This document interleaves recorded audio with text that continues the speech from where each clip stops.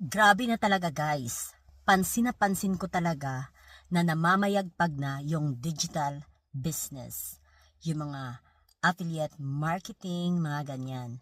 Because last Saturday, nag-attend ako ng training doon nga sa Docklands. And nagustuhan ko naman yung pagtuturo, yung session namin, face-to-face, free training. I really love it. And yun na nga, napansin ko na marami na talagang mga digital, kasi ang dami ko na mga nakikita sa newsfeed ko sa Facebook. So, nagustuhan ko lang ito kasi nga Pilipino yung founder nito. Star Legends, ano siya, business, Star Legends, ano ba yun, travel agency, travel and tours, yan.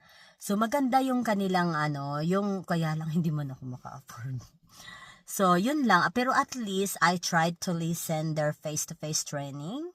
Yeah, kasi nga maganda talaga siya, malakas inain ngayon ang mga digital business, yung mga ganon. So nakakatulong din siya lalo na I'm looking for a side hustle, but right now I'm not yet ready. Char English kayo. I'm not yet ready because yun nga wala akong puhunan, malaki-laki din kasi ang kailangan.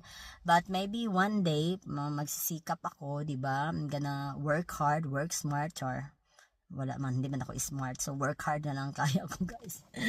So yun naman guys, marami namang mga nag-success sa mga ganyan, basta kailangan sipagan mo lang, not only a hard work, you need also to work, to work smart, yeah, tama ba ang English ko? Basta yun na yun, kayo na mag-adjust guys. So kailangan kasi pag invest ka ng ganyang business, you have to put yourself in whole, ganon. Kailangan mo talaga mag-commit sa mga ganyan. So, right now, I'm not yet ready. But maybe one day, I really want to try that one. Kasi nga, ang hilig ko naman talagang mga ganyan. Kung magbenta naman medyo may kakapalan din ako ng face, ng mukha ko, ba diba?